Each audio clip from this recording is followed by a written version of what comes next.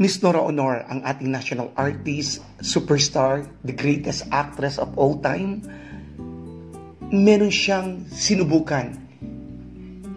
Ginawa niya ang kanyang best, ang lahat na magagawa niya, dahil ito ay kinakailangan upang mabigyan ng buhay at makapagpasaya at talaga namang sa kanya anumang bagay na pwede niyang gawin, susubukan niya ang kanyang makakaya. At kasarap balik-balikan ang respetong ibinigay ng isang aktres. Matagal niya nang sinabi ito, pero talagang masasabi mong deserve ni Ate Guy ang ganitong respeto. Dahil sa Ate Guy, marunong siyang rumispeto sa kapwa niya, mga artista, veterano o mga baguhan. At si Ate Guy, nakakatuwa ang mga video na ito na talagang, mga videos na talagang binigyan tayo ng kaaliwan. Naaliw po ako dito, sana po kayo ay ganoon din. Mamaya yan sa pagbabalik ng Hearts Expression. Kumusta po kayo mga ka-Heart Expression? Ito po ang inyong lingkod, Kuya Ferdy R. Salamat po na patuloy na tinatangkilik nyo ang ating mga ina-upload, ang ating content na Heart Expression. Mga Noranians, maraming salamat po at palagi tayong excited na talagang nagkakalap ng mga balita. Siyempre po, ako po ay wala naman din sa Manila, nandito po ako sa Pampanga. At siyempre, ako po ay active na nakikibalita sa mga kapwa ko Noranians at siyempre sa mga balita. At kayo rin po, para hindi kayo mahuli, manood po kayo mga YouTube channel na ang content ay si Miss Nora Honor. Kahit na ano po, basta si Nora Honor at basta po legit at dapat nagmamahal talaga kay Ate Guy. Yan. Alam ko po, kilala nyo naman po yung mga Noranians. At kung active po kayo sa mga Facebook, lalo na sa YouTube, makikita nyo naman po doon na talagang may mga balita kay Ate Guy. Ayan. At of course, ako po pag may narinig akong balita, syempre, hindi ko po pwedeng hindi i-share yon sa inyo. Ayan. At syempre, salamat po sa patuloy na pagtangkilik nyo ng Hearts Expression, sa panonood nyo po. At talagang salamat po at tinatapos nyo po ito at matyaga po kayong nakikinig at nanonood. Salamat po sa pag-like nyo at pag-subscribe. Maraming salamat po. Ito po si Kuya Ferdy R. Ayan. Alam nyo, unahin po natin. Ako po ay tuwang-tuwa sa mga napapanood ko sa Facebook at YouTube.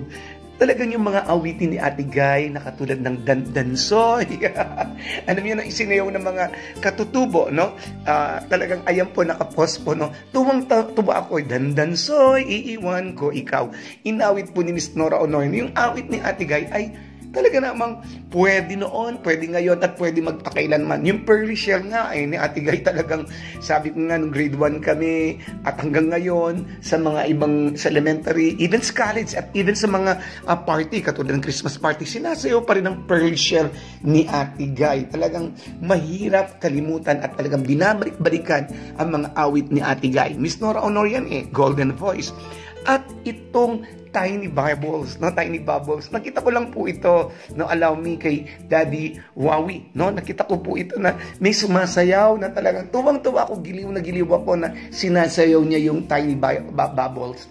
Na talaga naman kung tutuusin ay ang sarap balik-balikan na ipapakita sa bagong henerasyon kung gaano kagaling si Ate Guy at kung gaano yung musika ni Ate Guy, yung kanyang singing, no? Hindi lang si Ate Guy ay hindi lang siya sa acting, hindi lang siya sa drama, kung hindi sa Ate Guy, nagsimula siya sa pag-awit, no? At nanalo siya sa tawag ng tanghalan at talagang sa Ate Guy, sabi ko nga, pangkalahatan si Ate Guy. Ayan, no, natutuwa po ako dun sa bagay na yon. At isang mang-aawit na talagang nagsimula sa pag-awit at talagang, kumbaga, ito po talagang minakal niya sa Ate Guy. Kumbaga talagang nirespeto niya sa Ate Guy. At siya po ay tumitingala sa husay ni Ate Guy. Sa ang kabataan pong ito, noong kabataan niya, ay talagang, kumbaga, si Ate Guy, nandun yung respeto niya, talagang ginagalang niya, at sa paglipas ng panahon ay eto na rin po, may mga anak na rin po ang singer nito at siya po ay nagpahayag kay Ate Guy, meron siyang mga kapahayagan. Ang tinutukoy ko po ay si Miss Sharon Cuneta. Matagal na po ito pero ang sarap pong balik-balikan. Yung pong respetong ibinigay niya kay Ate Guy. Ito po, may sinabi kasi sa Ate Guy, yung famous iconic na tatandaan niyo po, yung mga queen, no po? At hindi po napabilang si Miss Sharon Cuneta. Of course, ginagalang po natin yung famous doon. Pero may binitawan si Ate Guy sa speech niya na isa sa sinabi niya ay si Miss Sharon Cuneta ay bakit wala doon. Kumbaga po hinahanap niya at deserve po ni Ate Guy ay ni Miss Sharon Cuneta ang kilalanin bilang isang reyna, no po. Yun po yung opinion ni Ate Guy. At si Ate Guy, tingnan niyo po, no, sabihin mo na talagang wala siyang masamang tinapay, no po, iniintindi niya yung iba. At talaga pong nabilib po ako dito kay Miss Sharon dahil Cuneta, no, sabi niya talagang yung respeto niya kay Ate Guy, nakita niya. At talagang sabi niya, nagpapasalamat siya sa superstar Nora Honor for recognizing her contribution in the entertainment industry during the 80s through another link for post on her Facebook page uploaded noong pong October 13, 2015 po ito. Ang tagal na po nito, no? Sabi niya ni Miss Sharon Cuneta kay Ate Guy, most of all, maraming salamat po Ate Guy, Miss Nora Honor, and nag-iisang superstar ng bansa. Sa di ko inaasahan kahit kailan na napakagandang regalong ito na galing po sa inyo, sa lahat ng tao. Ikaw po, Ate Guy, ang nagbigay ng respeto. Sabi niya, no, sa akin. No po, sabi niya, meron pang kadugtong niyan, dahil galing po yung papuri kay Ate Guy. Kumbaga, parang nanalo na rin po siya, higit pa dahil si Miss Nora Honor po ang nagsabing karapat dapat si Miss Sharon Cuneta na maging reyna nung 80s. Yun po, no? Dahil sa Ate Guy po, naglalarawan ng year 70s. Ate Guy po, sasabihin niya yung gusto niyang sabihin basta po, ito po, alam niya sa puso niya, no? Na totoo yung kanyang sinasabi.